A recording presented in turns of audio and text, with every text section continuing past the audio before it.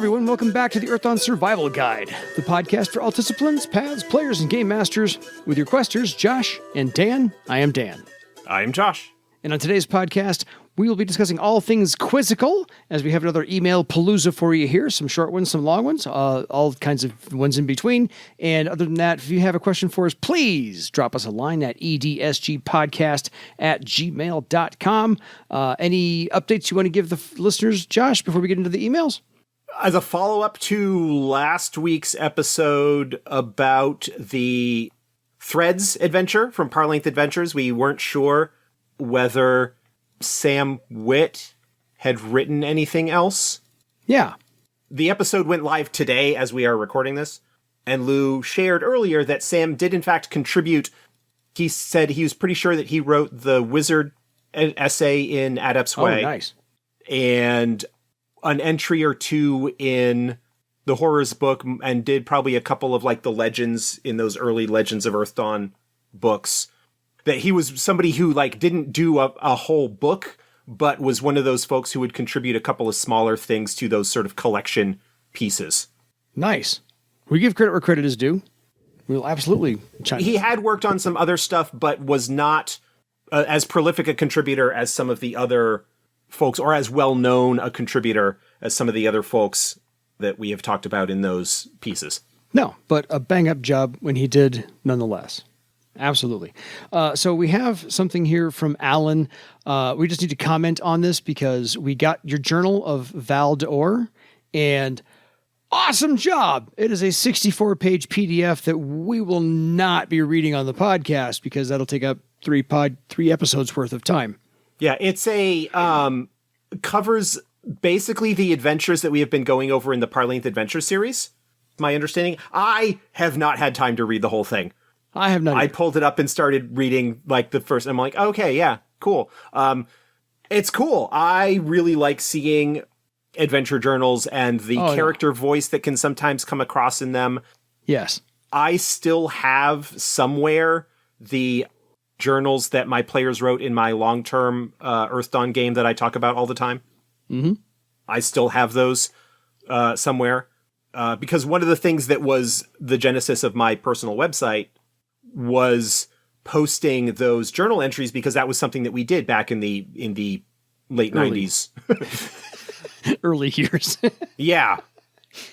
You know, back in the days of the Strands website and whatnot. I remember the Strands website. James Sutton, rather. I'm sorry. I sort of first came across him from his Earthdawn character journals, campaign journals being posted to his website. That sort of stuff was a big thing back in the day when everybody kind of just had their own personal sites and whatnot. And so I posted a bunch of them, didn't get them all up, but I still have those.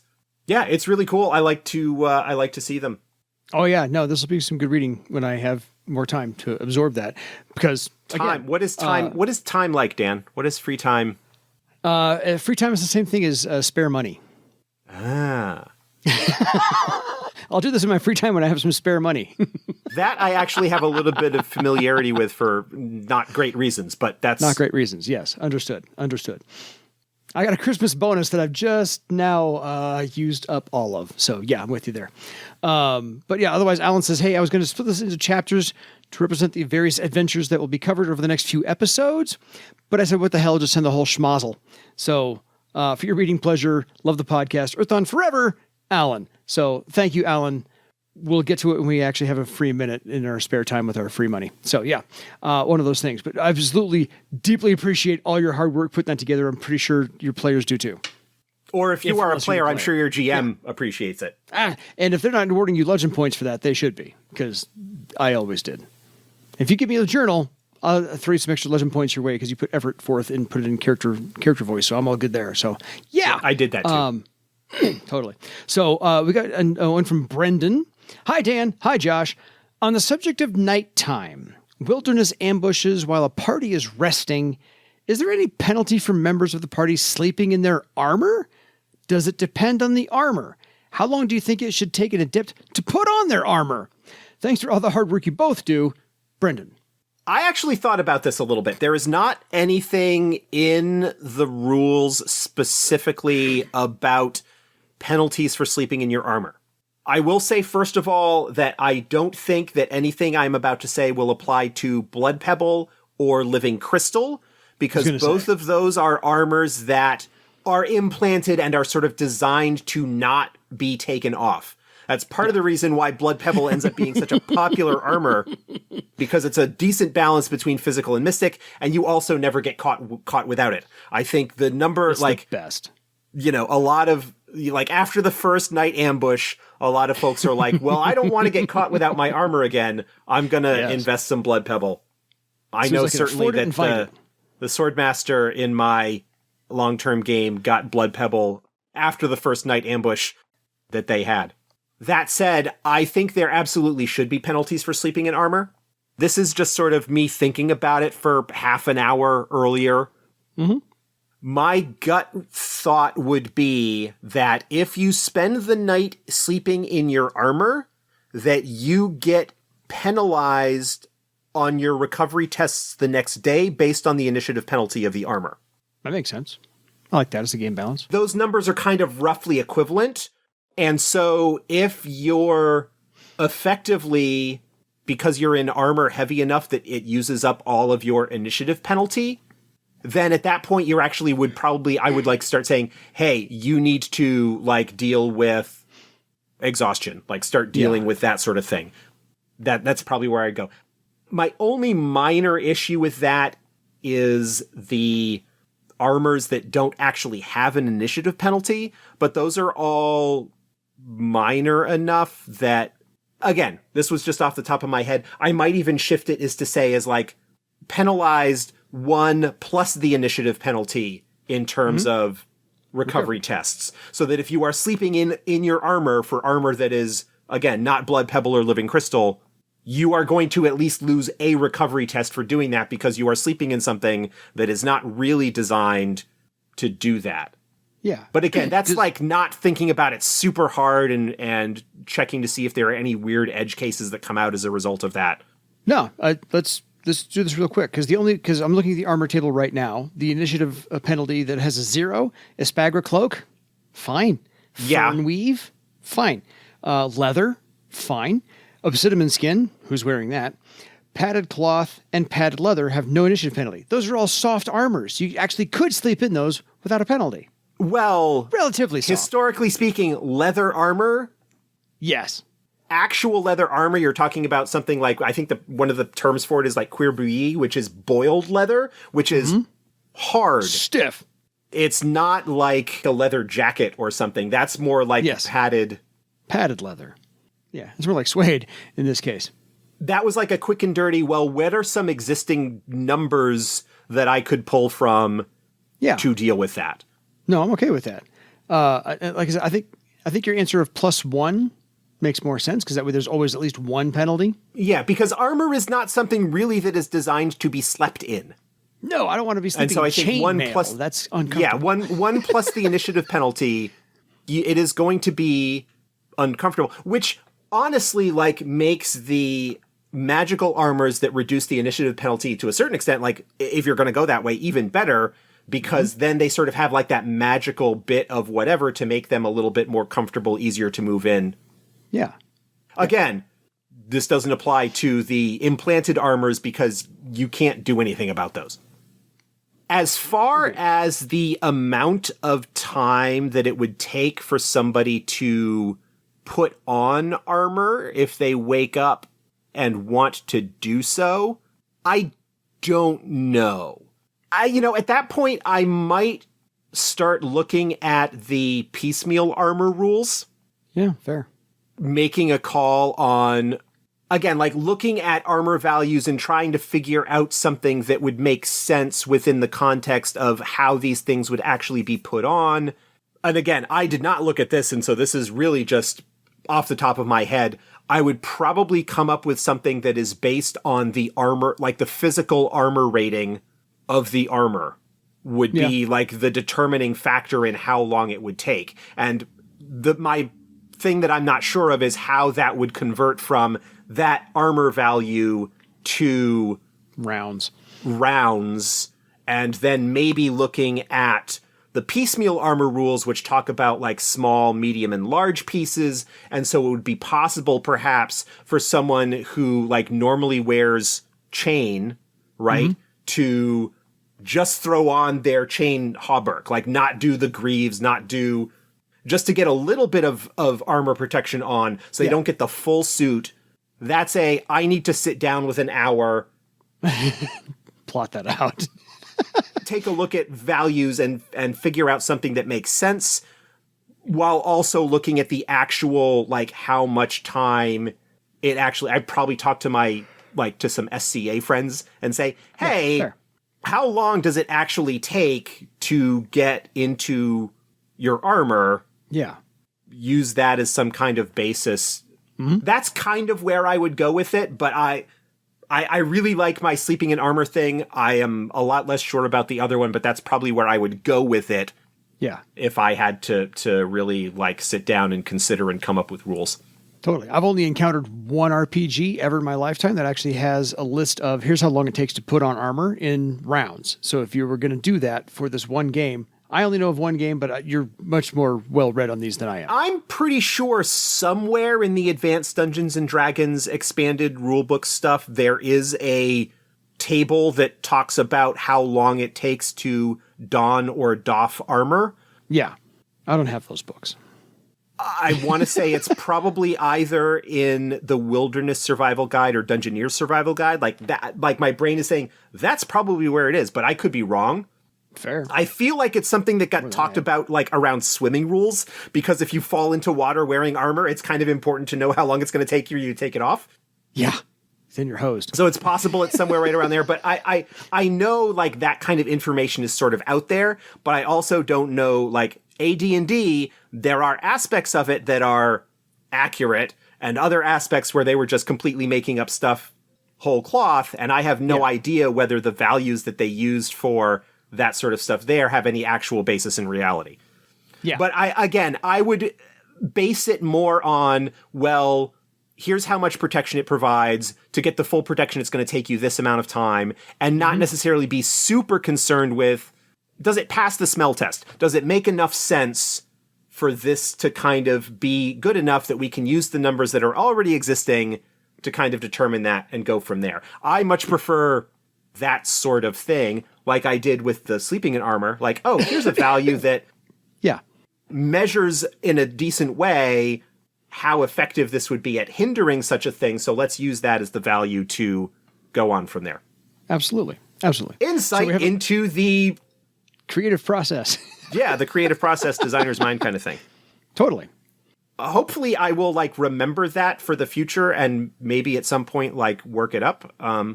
Maybe come up with something a little bit more detailed, but I make no promises in that regard. No need to remember it. We've just recorded it. It's all written. It's all recorded for you. That would require me to go back and listen to the past episodes once we posted them. I don't do that very often. I do that with some episodes. Free time. Like I go back and I go, I like go back and listen. I'm like, actually, that was a really good episode. I like that. You notice out of the 215, there's not a lot of those where Josh is like, I like that one. Well, no, I mean, I like all of them. I know. I wouldn't be doing this if there were like a bunch that I didn't like. It's just I have to go through them like 3 times before they're posted. Once when we do the initial recording, and a couple of times to do the editing and then the show notes and whatnot. So I like hear them a bunch. Oh yeah, you and me both. I'm like, oh, I've listened to this twice now. We're good. On to a longer email from Kenneth from Denmark. Hi, Kenneth. Welcome to the show. I believe this is your first time emailing us. If it's not, I apologize for forgetting. Hello, Josh and Dan. We are a group of 6 guys in our mid-40s who meet physically every 2 weeks to play Earthdawn. We started out with D&D more than 5 years ago, but switched to Earthdawn 4th edition half a year ago. 3 of us played Earthdawn 1st edition back in the 90s and had good memories from then, so we decided to try it out again. I play Snip, a windling wizard following Floranuus, who was born in the care of Underdale. After 30 years in Underdale, we found out that there was a secret way out of Underdale, which our leader Gorm Lightbringer was using on a weekly basis to visit the city of Dale above. We managed to escape and started creating our legend in Dale before returning to Underdale to free our families and friends from Gorm Lightbringer. Afterwards, we formed the group of Vanguard of the Forgotten and are on a mission to free people from slavery and forgotten cares. We really enjoyed the constant progression of ranking up talents and the freedom of choice in building a unique character. Mechanically, Earthdawn is far superior to other systems we have experienced with, and we really enjoyed the exploding dice. Done! Love it. Mission accomplished. Yes. We close it up, folks. Earthdawn wins. Okay, and that which is understood need not be explained. Okay, my comments are done. We have agreed on a couple house rules that I'm really happy with and would like to share and hear your thoughts on. 2 house rules. 1, when thread weaving and scoring 2 additional successes on maybe a thread weaving difficulty 7, you have to roll a 17, so that's 2 more. It is allowed to cast a spell in the same round as it was woven. The reason for this change was that the thread weaving round is not really that exciting and has only roll where additional successes do not really benefit anyone. We still use the thread weaving knacks if the thread weaving did not have 2 additional successes. If that's what you want to do, that's fine. And I understand, especially if you're coming to Earthdawn from other systems that have a different mechanical foundation for spellcasting, how it can feel that the magician, the spellcaster, doesn't necessarily feel like they are contributing a lot. And that's fine, and I understand that. I think for the vast majority of games, it's probably not gonna be a huge issue. My only sort of concern with that is that, and again, for most games, unless your game's going to be getting up into like the 13th to 15th circle range, where you get access to a talent that is specifically designed to allow you to weave threads and cast a spell in the same round. Yeah. Okay, that talent then no longer requires you to get those extra successes. Yeah. So there are a couple of things to also keep in mind. I'm scattered all over the place on this one. One, fair. He mentioned that he was already using knacks, I think. Yeah, they said if they have the knack to allow something along these lines, they will use those. But in the case that character does not have the knack, then on the off chance that they happen to get. Yeah, there were a bunch of spellcasting knacks that were introduced in the companion. Mm-hmm. And there are a bunch more that are going to be in Deeper Secrets when that finally comes out here in another couple of months-ish. Yeah. Hopefully sooner rather than later. Agreed. I've been cranking away at the layout on that. That allow a magician to do a minor-ish effect for free on a round that they're weaving threads. Nothing that is as powerful as a spell of equivalent circle, but that basically allows them to feel like they are contributing something more beyond just, okay, well, I'm going to continue to weave threads. Yeah. La-da-da. Extra successes on thread weaving tests when you start getting into spells that have multiple threads. Those extra successes weave extra threads. You would definitely want to make sure that you're factoring that into things when you get into higher circles and have some of those spells. It's okay. Like, if that's working for your group or whatever, that's fine. I would just kind of maybe keep an eye on it and make sure that it's not giving too much to the magicians in comparison to the other disciplines. Yeah, fair. We did something like this in my group in the first, second, and third edition as well. Since we didn't have the extra successes, we had to do the extraordinary success. Yeah. And since it was so rare, and 2 extra successes is going to be fairly rare, it didn't seem to throw off the game balance a whole heck of a lot. Yeah, 2 extra successes is essentially what in previous editions would have been an excellent success. Yeah. The one that was the armor defeating hit. Yes. It'll happen from time to time, but not all the time. Yeah. I certainly prefer that to the, if you've woven all the threads, then you can cast the spell the same round. There's a reason that we have 0 thread spells available. That if you feel like you want to cast a spell every round, you can do so. And then when you get into journeyman circles and have your enhanced matrices, you can take care of that. Do those with 1 thread spells. Yes. It does in some ways kind of limit what you're able to do. Mm-hmm. The limiting factor is really the number of matrices that you have. That's your limiting factor in terms of safe spell casting. So I don't know. I don't think it's a huge problem. And if it's working for you and it doesn't seem to be unbalancing and the group's having a good time, go for it. Thumbs up. Yeah. And again, if you didn't bring up the zero thread spells, I was going to remind you about them. But yes, valid, perfect point to make about the zero thread spells. That's why they're there. Okay. House rule number 2. Legend point cost for spells has been removed as the spellcasters get too far behind the rest of the group if they choose all of the spells they can possibly buy with legend points. Many fun and situational spells are not learned if they cost legend points. This is something that I kind of gone back and forth on because first edition didn't have spells themselves cost legend points to learn. You just could learn them. Yeah. Second edition did introduce legend point costs for learning spells. Mm-hmm. Classic and third edition did not have a legend point cost for learning spells. We did introduce them back in fourth edition. And if you don't want to do them, that's okay. But a couple of things that I want to put forward. I don't think it actually ends up putting casters as far behind as people fear. Mm-hmm. It's possible, depending on what other things that the group is spending legend points on, and I'm talking about all of the characters, not just the magicians. Yes. It's possible that the magician characters could be, when the group at large is like qualifying and achieving fourth circle, the magicians may not be quite that close to it. I don't think that the difference is hugely dramatic.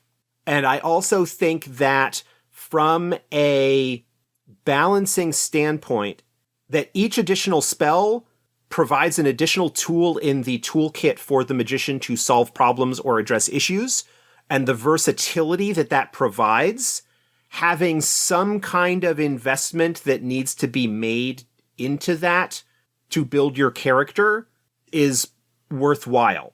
I remember running the numbers a while back, looking at just the player's guide. How many legend points would it actually cost to learn all of the spells that are in the book? And how many talent ranks? Because that's sort of the compare. That's what falling behind effectively means there. Agreed. Is that you are not able to buy your talents up at the same rate as, say, the warrior or the swordmaster or the troubadour or whatever. Mm-hmm. How many talent ranks are you effectively costing yourself by learning spells instead of advancing your talent ranks? And in the grand scheme of things, I honestly don't feel like it is a huge deal, especially once you start getting into journeyman circles, and there is so much that you can spend legend points on. Yeah. From thread items to group patterns to knacks to all sorts of stuff that kind of starts becoming available at that tier. Mm-hmm. If you are looking at it at a pure, I want to advance in circles as quickly as possible, yeah, it is absolutely possible for somebody to advance ahead of their other folks who are going wide instead of tall. Mm-hmm. To kind of pull the parallel there. Yeah.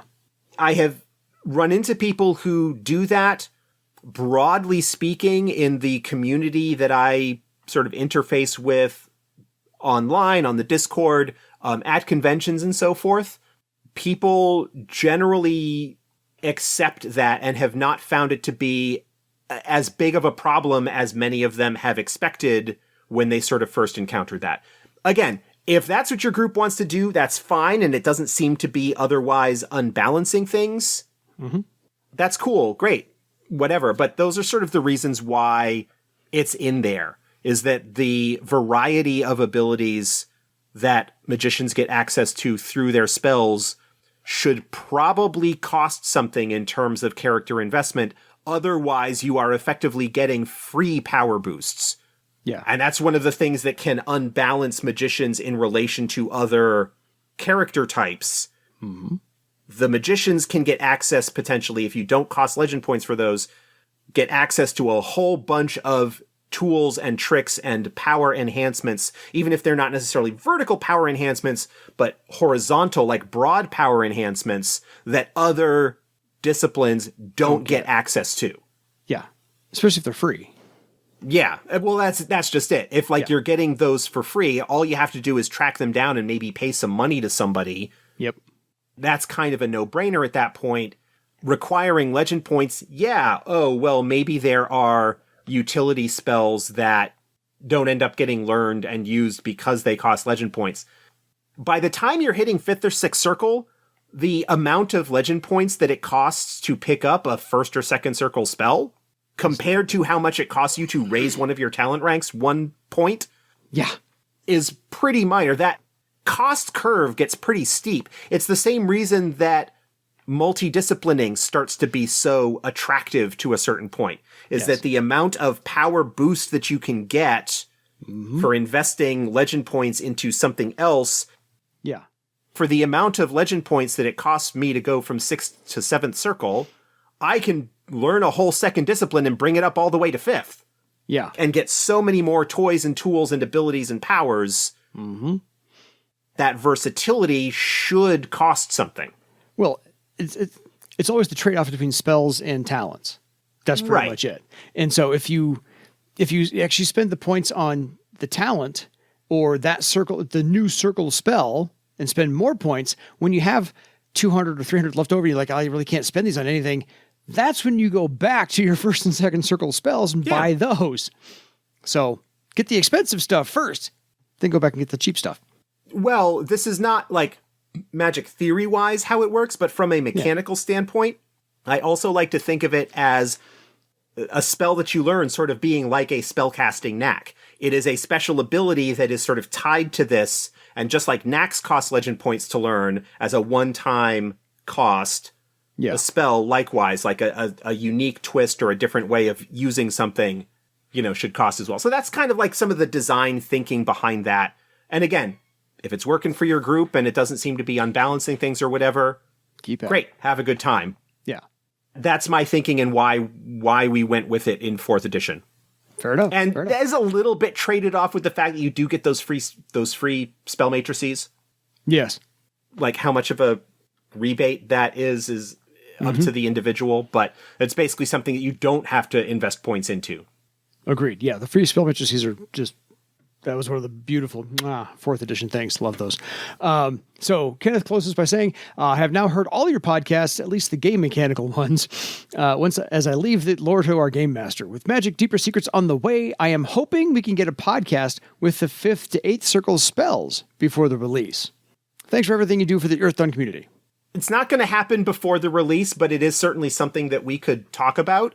In fact, when Deeper Secrets maybe comes out, maybe we could go back and revisit the lower circle, because these are all new options that are available to those novice spellcasters, and we can kind of talk about those. Yes. Some of which will be new, some of which will be returning spells from earlier editions and whatnot.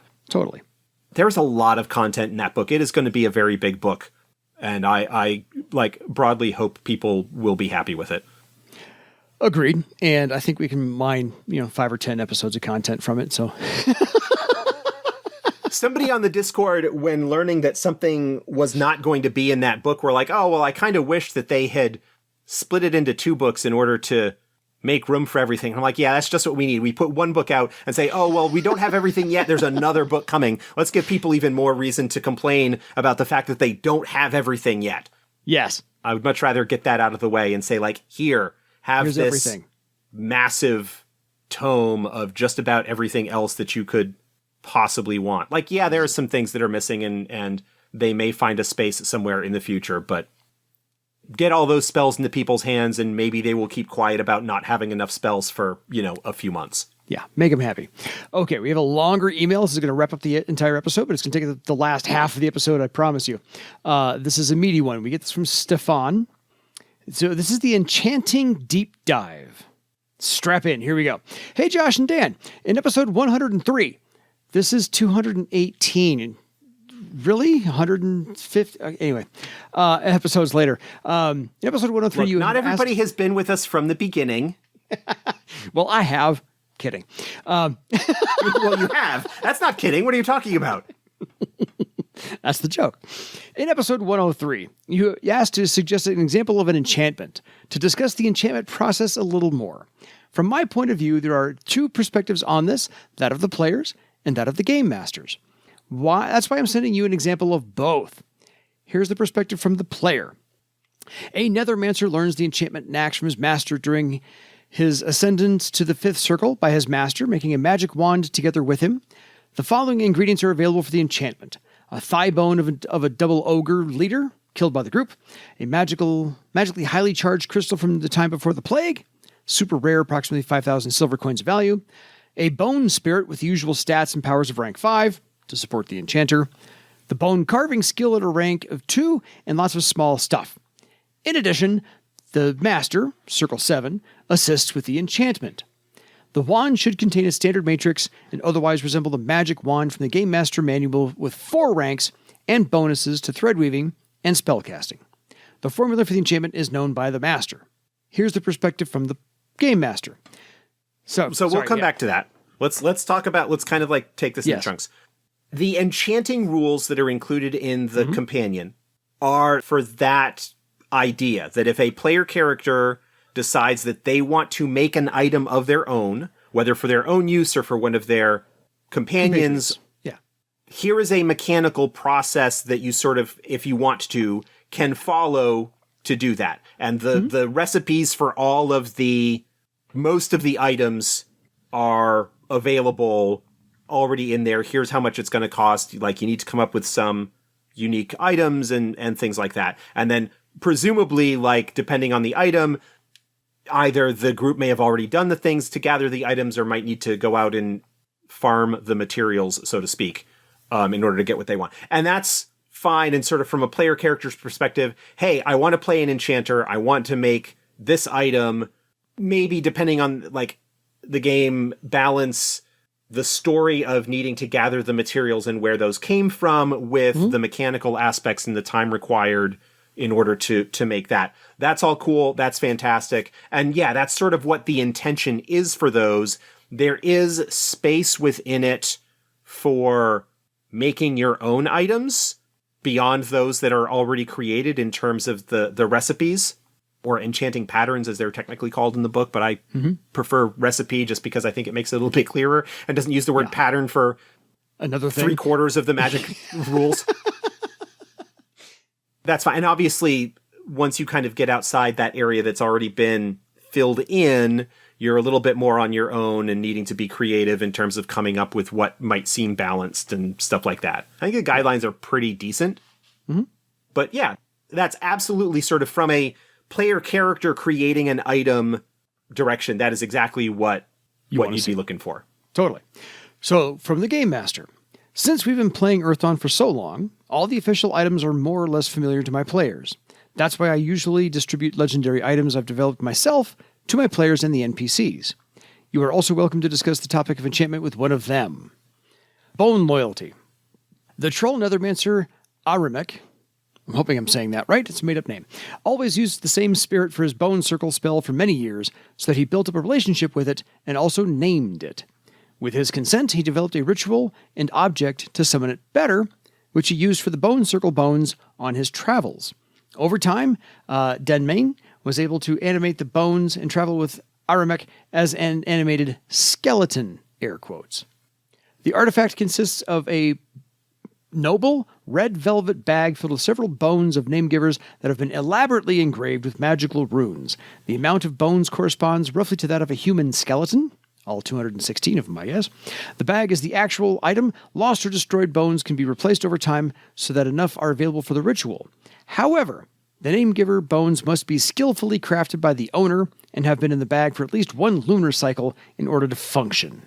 Yeah, so we're not going to go through. He actually provided with this email, like, the actual thread ranks and whatnot for, and like key knowledges and stuff for the items. We're not going to go through all of those. No. What you're talking about here from enchanting, quote unquote, from the Game Master perspective is, if you are making an item yourself that the group is going to find in the course of an adventure or whatever, the actual enchanting rules from the companion don't matter. Yeah. What you are looking at there is using the thread items sort of guidelines that are in the thread items chapter of the Game Master's book, saying, here are bonuses that are appropriate for these ranks, here are bonuses that are appropriate for these ranks, and so on.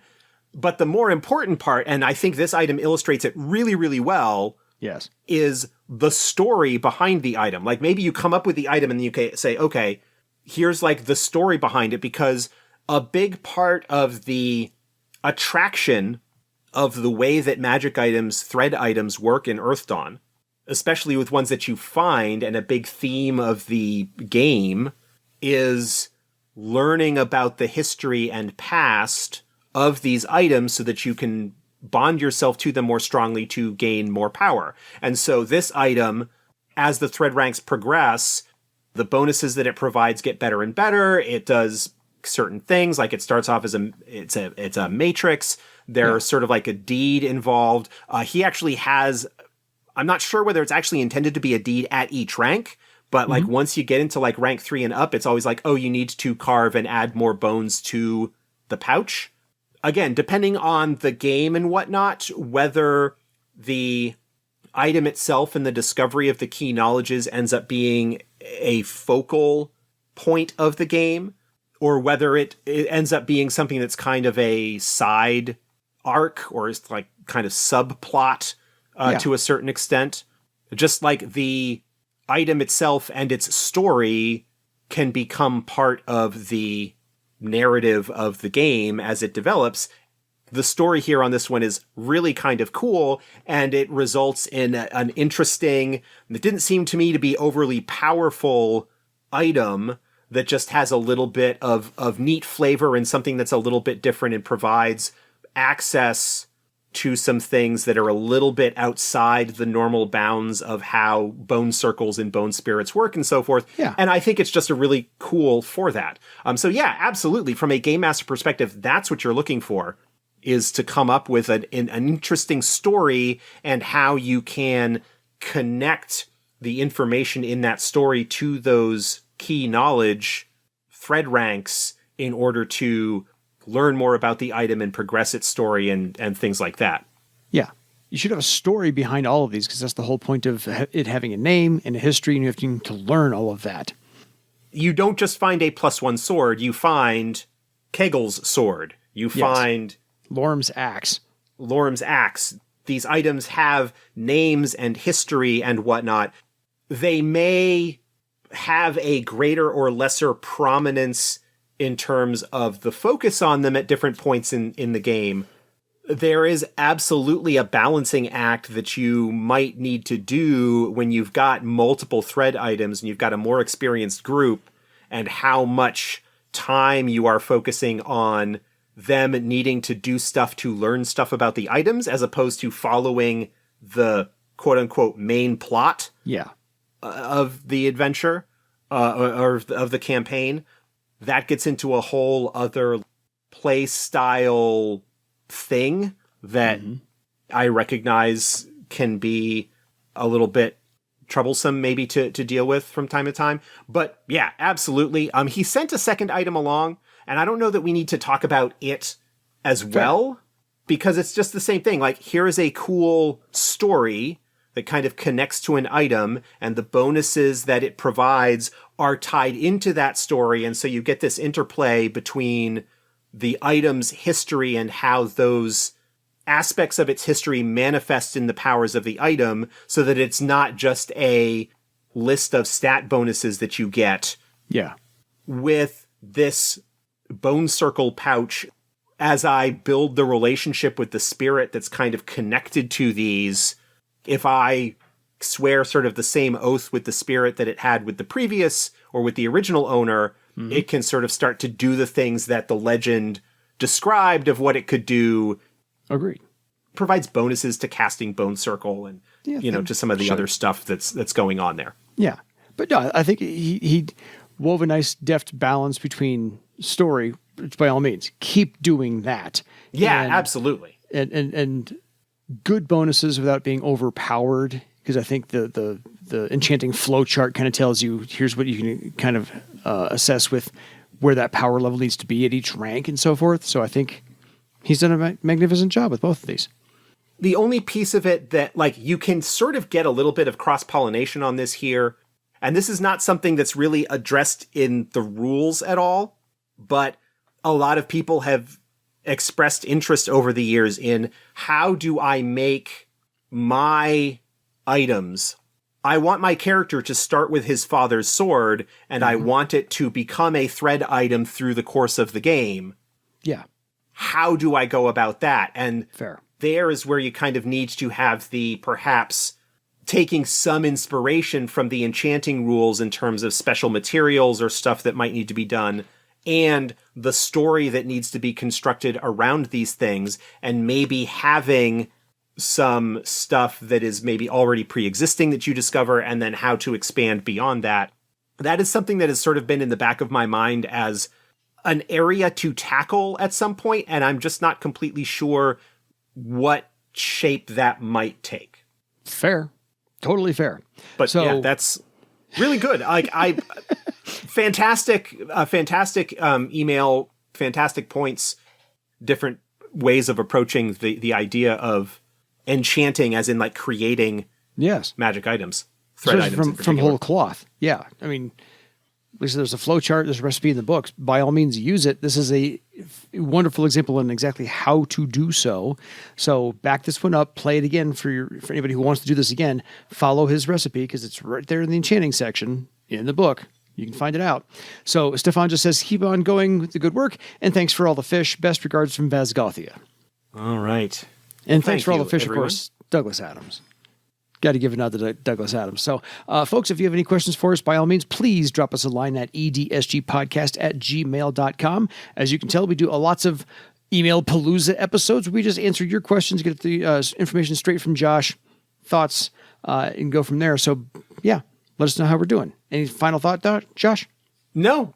Keep the questions coming. Please. We go through waves like where we'll get a bunch of questions all at once, and then we'll kind of be dry for a little bit. And I think just kind of saving them up and doing them as these works better, because then it's easier to find them as email episodes rather than, in this episode, like in the first 15 minutes, we cover an email and then go on to another topic. I think it makes it a little bit easier to find stuff when you're kind of like looking back through the archives, clearly delineating like what each episode's topic is, as opposed to like mixing them together like we did in the early days. Yeah, it only took us 100 and some odd episodes to figure this out, but we're getting there. We can be taught. So until next time, folks, go and chant something for your legend. Good night, everybody.